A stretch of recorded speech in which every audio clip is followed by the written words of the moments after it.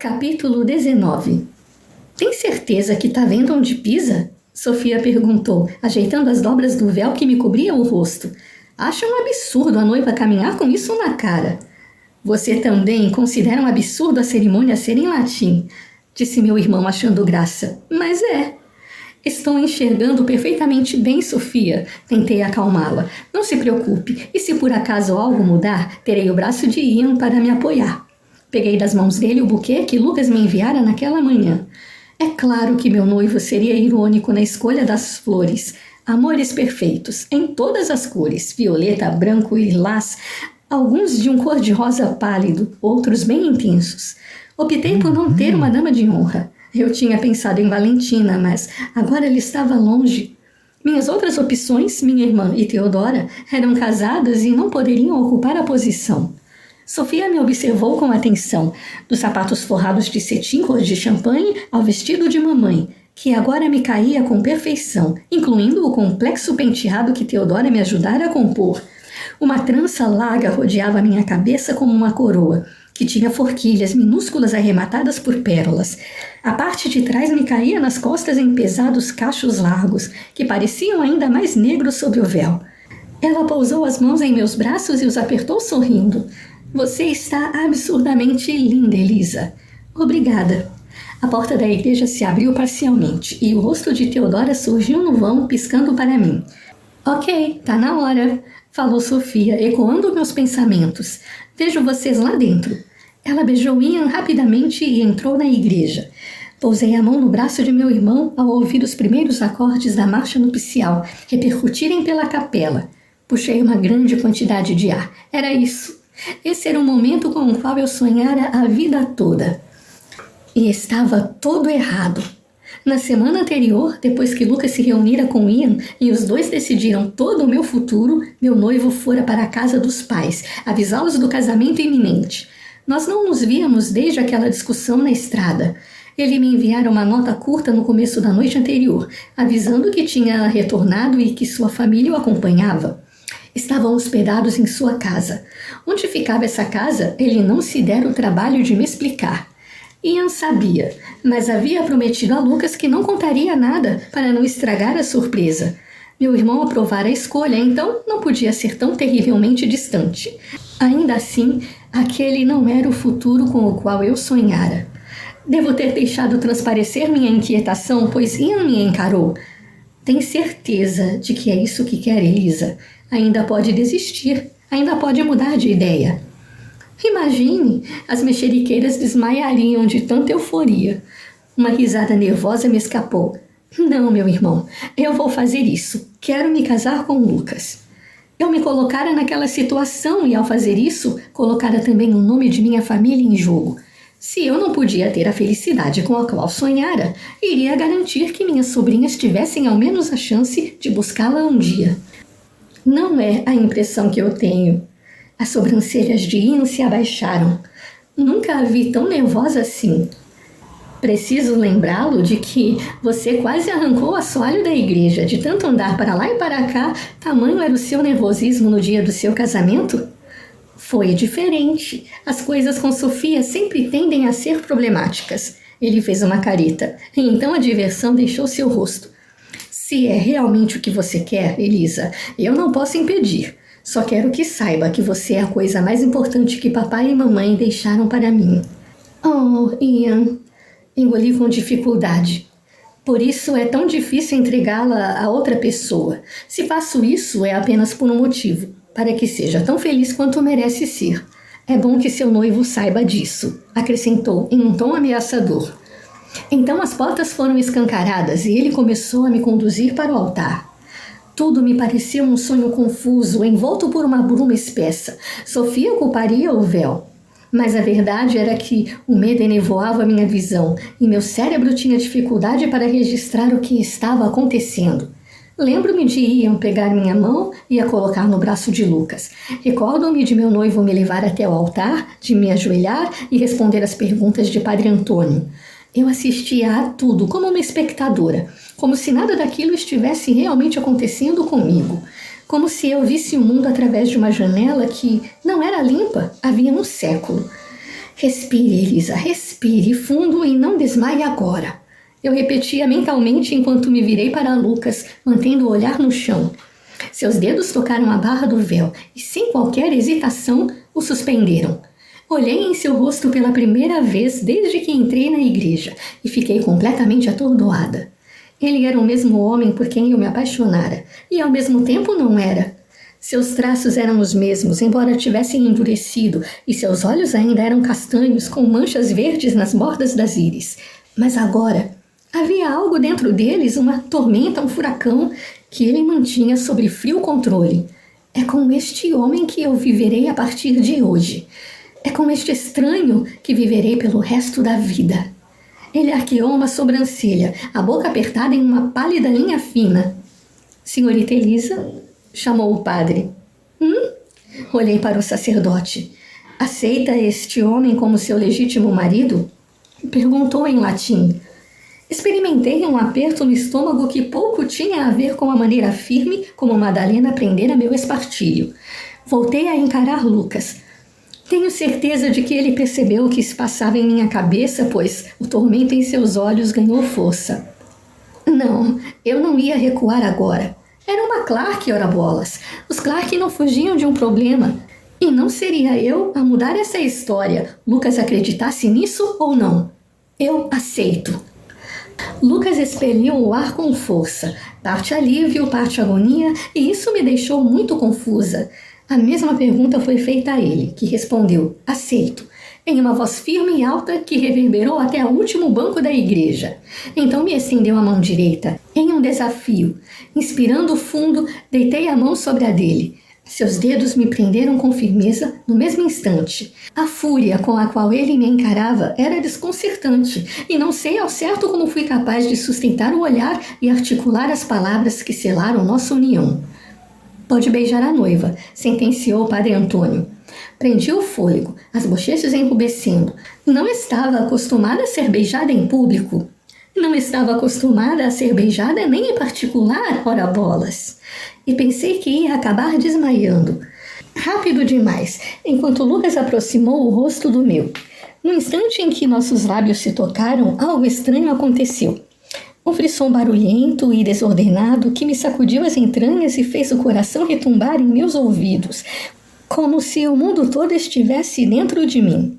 Lucas movimentou os lábios de leve. A barba em seu queixo me fez cócegas, e um formigamento delicioso se espalhou rapidamente por minha boca, minha língua, todo o resto de mim. Apoiei a mão em seu peito, temendo cair. Fazia tanto tempo, meu Deus, tanto tempo desde que sua boca estivera sobre a minha. Tanto tempo desde que eu senti aquela pele macia e quente me entorpecendo da...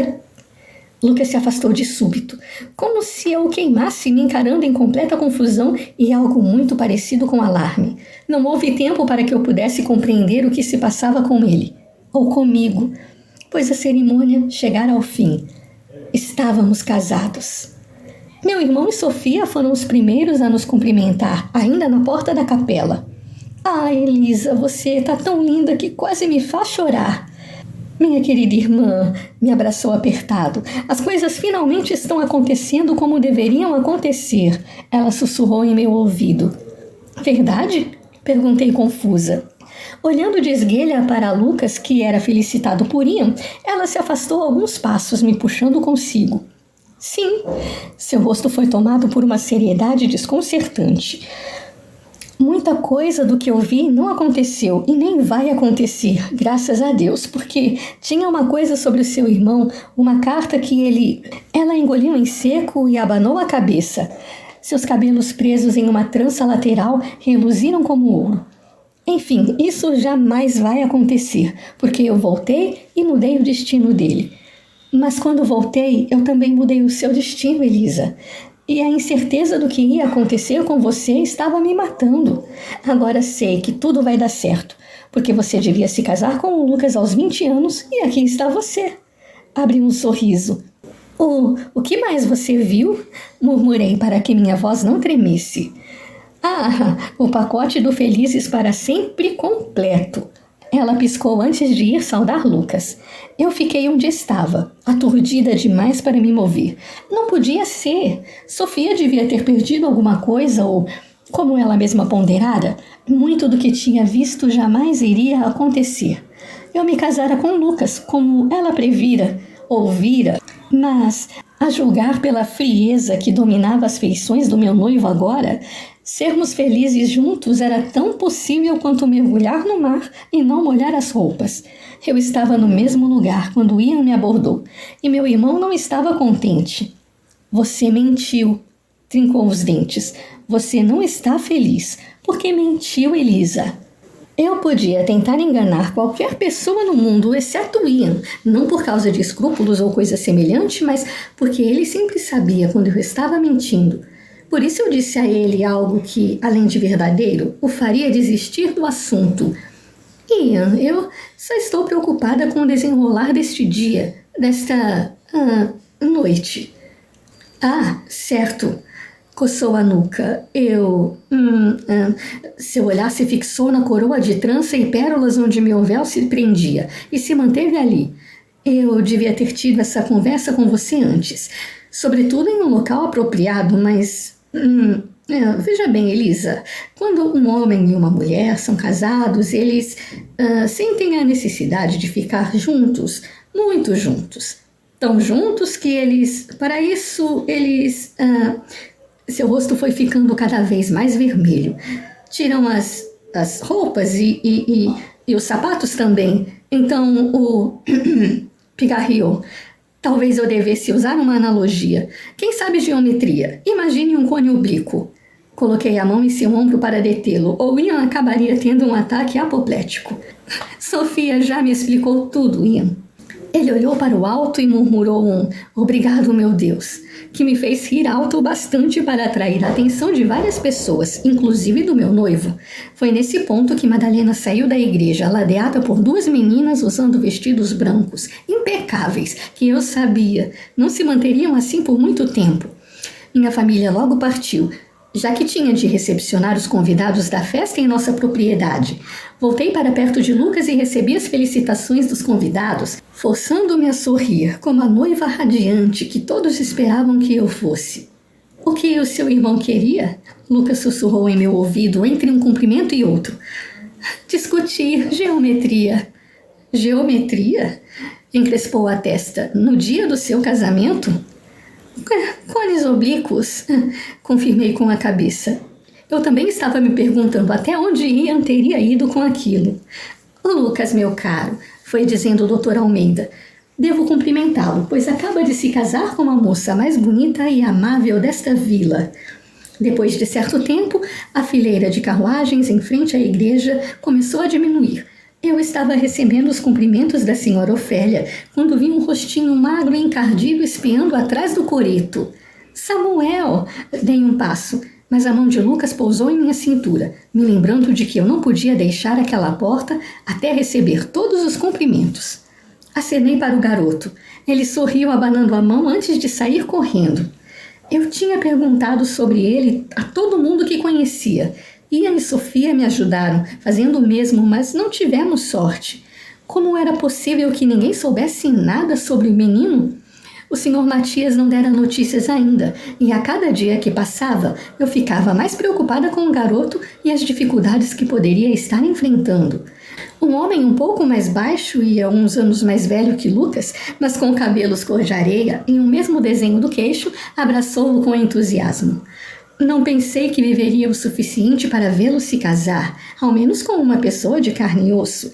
Você já se casou com a medicina. Não seja exagerado, Saulo. Lucas o empurrou, mas sorria. Saulo, o irmão mais velho de Lucas, e a bela morena a seu lado, só poderia ser Teresa, sua esposa. Deduzi que o casal mais velho, logo atrás me fitando com expectativa, eram os pais dele. Observando com atenção, percebi que Lucas tinha herdado os olhos de cor única da mãe e o queixo bem desenhado do pai. Deixe-me apresentá-los à minha esposa, Elisa Clark Guimarães. Lucas apoiou a mão na base de minha coluna, o que culminou em um suave arrepio em minha nuca. Elisa, esta é a minha família. Você a descreveu muito bem, filho. Ela é adorável. O Sr. Guimarães me abriu um sorriso caloroso. Bem-vinda à nossa família, minha querida. Espero que nós não a enlouqueçamos antes do Natal. É um prazer conhecê-lo, Sr. Guimarães. Tenho certeza de que isso não vai acontecer. Espere um pouco mais antes de se decidir, brincou Saulo. Ora, não digam bobagens. Elisa será muito bem tratada nesta família. A senhora Rosália lançou ao marido e ao primogênito um olhar fulminante. Então olhou para mim e seu rosto todo se iluminou. Que prazer finalmente conhecê-la. Meu Lucas sempre falou muito de você. Sinto como se já a conhecesse há anos. Tenho a sensação de que nós nos daremos muito bem. Tenho certeza disso, senhora.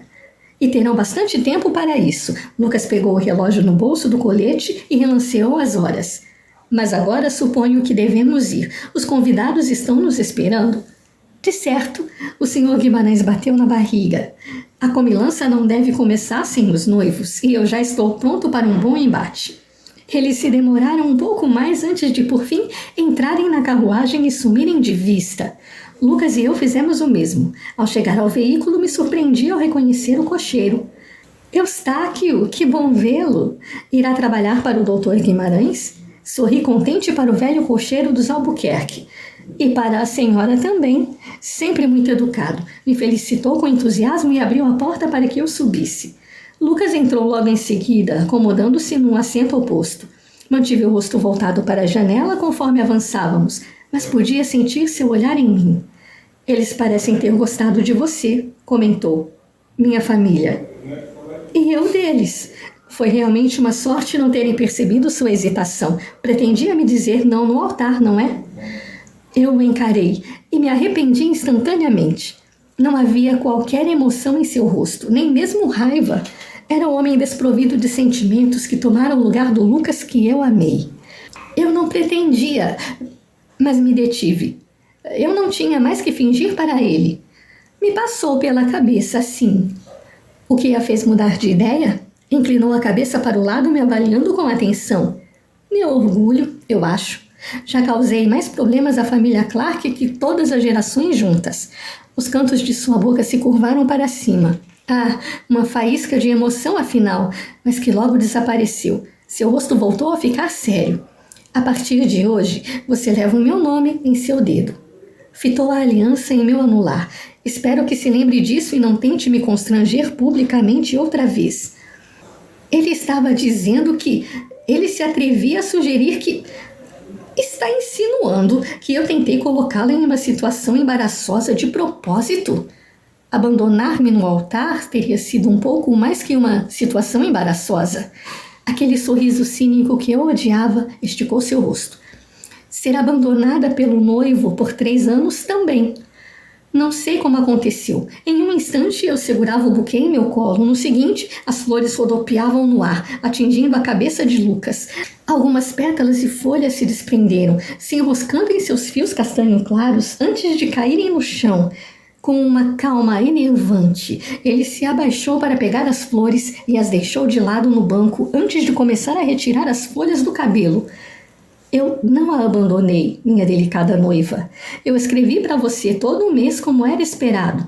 Ah, as belas cartas. O senhor sabe descrever o clima como ninguém. Realmente é muito eloquente. Escrevi o necessário. Provavelmente escreveu. É por isso que sei que escolhi aquelas joias espalhafatosas. Ou que sei onde iremos morar? Ele abaixou as sobrancelhas me estudando. Não gostou das joias, querida? Que Deus me ajudasse. Pretende me dizer aonde iremos morar? Eu quis saber. Conseguiu enganar Ian dizendo que era uma surpresa, mas eu sei que está fazendo isso apenas para me deixar nervosa. Não enganei seu irmão. Seu rosto era uma máscara inexpressiva. Nem estou tentando deixá-la nervosa. Quero que seja uma surpresa. Então, eu só posso supor que iremos viver em um lugar bastante desagradável, cheio de correntes de ar, com um pântano em vez de um jardim. Ah, então conhece o lugar? E lá estava aquele sorriso cínico de novo. Bufando, voltei a olhar a paisagem, ou corria o risco de atirar mais alguma coisa nele. Se sua intenção era me irritar, estava conseguindo. Tudo o que eu queria agora era me mostrar tão controlada quanto ele. Mas como? Se aquela sua indiferença fazia meu sangue fervilhar? Quem era o menino atrás do coreto? Jogou pela janela as folhas que tirara do cabelo. Elas espiralaram no ar e acabaram voltando para dentro da carruagem, algumas caindo em meu colo. Samuel, é só um assunto meu. Abanei a mão para me livrar daquela sujeira. Percebo que você não mudou nada nesses últimos anos, Elisa. Não posso dizer o mesmo sobre você. Eu me casei com um completo estranho. Ele arqueou as sobrancelhas, mas não fez qualquer comentário. Voltei a contemplar a estrada, me perguntando se seria assim de agora em diante, se aquelas discussões se tornariam tão frequentes que em algum momento eu deixaria de me importar. Ao chegarmos à minha casa, Lucas não esperou que Eustáquio abrisse a porta e saltou. Sua mão surgiu no vão da porta, ainda que ele olhasse para o outro lado. Aceitei ajuda e desci, tomando cuidado para não prender a delicada musselina. Inspirando fundo, ajeitei o vestido e tentei pregar um sorriso no rosto. O espetáculo ainda não tinha terminado. Lucas me estendeu o que restara do buquê. Obrigada. Empinei o nariz tentando parecer o mais indiferente possível, e teria conseguido se não tivesse olhado para ele. O riso me pegou desprevenida. Por mais que eu tivesse tentado detê-lo, não fui capaz. Qual é a graça? Ele perguntou, carrancudo. Você tem uma... Apontei para o amor perfeito que enfeitava seus cabelos. Tateando a cabeça, ele encontrou a flor e a puxou com raiva, encarando-a como se ela o tivesse desafiado para um duelo. Por que vocês me odeiam tanto? Resmungou. Comecei a gargalhar tão alto e tão forte que tive de buscar apoio para não me desequilibrar. O braço de Lucas me amparou e ele me olhou de cara amarrada, a flor ainda na mão, piorando tudo. Mas os cantos de sua boca estremeceram e então se curvaram para cima, lentamente, até surgir um sorriso que eu conhecia bem, mas que não via fazia muito, muito tempo. Aquele sorriso largo e franco que lhe chegava aos olhos e sempre me fazia sorrir de volta. Acredito que eu tenha ofendido as flores de alguma maneira, Elisa. Só isso explicaria esse motim. Pare, por favor, implorei em meio ao riso, mas ele não parou. De fato, começo a me preocupar com esses ataques. Agora foi um inocente amor perfeito, antes flores de ipê. Mas pense nas possibilidades. Pode ser que um cacto resolva cair na minha cabeça da próxima vez. E essas malditas plantas nem me dão a chance de me defender. Por favor, minha barriga está doendo. Minha masculinidade também, ora essa. Uma dissimulada indignação me retorceu as sobrancelhas. Minha esposa de um dia, me flagrou com uma flor nos cabelos. Nada poderia ser pior que isso. Então deliberou por um instante. A menos que minha esposa de um dia me flagrasse aplicando um pouco de carmim nos lábios, creio que eu... Oh, meu Deus! De toda forma, acho que as flores conseguiram o que queriam. Estou desmoralizado. As lágrimas que se empoçavam em meus olhos escorriam pelas bochechas. Meus membros pareciam frouxos e não foi uma surpresa eu ter tombado contra ele, os joelhos mal sustentando meu peso. Eu não ria assim fazia anos. Minha cabeça pendeu para a frente, encontrando apoio em seu peito. Lucas me segurou pelos cotovelos, sustentando o meu peso. Sua risada grave reverberou pelo tórax e, oh meu Deus, como eu sentia a falta dela. Tentei recobrar o controle e engolir o riso, mas a gargalhada teimava em escapar de vez em quando. Aqui é um bom lugar para ela. Soltando um de meus cotovelos, ele levou a mão à coroa de trança enroscando a flor em uma mecha. Um arrepio me fez estremecer de leve. Ao erguer o rosto, encontrei seus olhos sorrindo para mim, como os do Lucas que conheci tanto tempo antes, as nuances verdes duelando com as marrons. Uma quentura gostosa me inundou o peito, viajou rápido pelo meu corpo todo e se concentrou em minhas bochechas. Corada, sorridente e linda. Seus dedos roçaram de leve em meu rosto, secando as lágrimas. Seu toque varreu toda a diversão e foi imediatamente registrado pelo meu coração, que começou a retumbar em meus ouvidos, um torpor inexplicável se espalhando pelos meus lábios. Devo desatrelar os cavalos, disse o cocheiro, saindo de trás da lateral do veículo. Então nos viu e ficou de costas depressa. Me perdoem, não tive a intenção de interrompê-los. Lucas olhou para o empregado. Os dedos em meu cotovelo se contraíram de leve antes de me soltarem e ele dar um passo atrás. Com tristeza, vi desaparecer o Lucas que eu conhecia. Leve os cavalos para o estábulo, Eustáquio. Depois venha comer alguma coisa. Ele olhou para mim. Aquela indiferença parecia mais intensa que antes. Nossos convidados devem estar impacientes a essa altura. É melhor nos apressarmos. Quero que vejam o rubor em suas faces depois de ter tido um instante a sós comigo. Isso deve calar qualquer suspeita sobre sua hesitação durante a cerimônia. Ele estava dizendo que ele tinha me feito rir daquele jeito de propósito, que tinha evocado o antigo Lucas apenas para me confundir e manter as malditas aparências.